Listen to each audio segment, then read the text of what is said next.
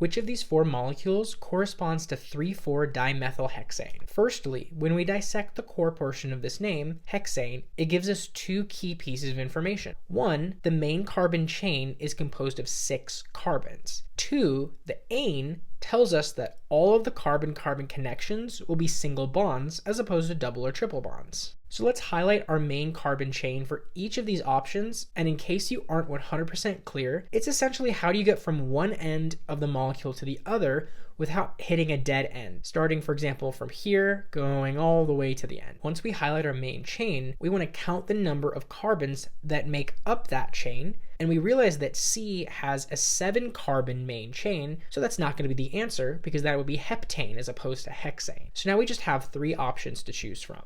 The next thing we need to do is identify all portions of the molecule extending from the main chain, all the functional groups. In this case, we just have methyl groups, CH3. Di tells us that there are 2 of these groups, and that coincides with all of these remaining answer choices. Here's where this 3,4 comes in. Now this tells us what numbers of carbons on the main chain our methyls extend from, but we don't even need to have our main chain numbered to know that A is wrong, because 3 and 4, carbons 3 and 4 are going to be right next to each other. So the answer is either going to be D or B. So to figure out which one of these 2 is correct, let's number the main chain and let's see how we can figure out if we number it left to right or right to left. In which case, it would tell us what numbered carbons our methyls are going to extend from. For molecule B, for example, it could either be 4,5-dimethylhexane or 2,3-dimethylhexane. And we want to minimize the numbers of carbons to which our substituents or functional groups extend from. But the thing is,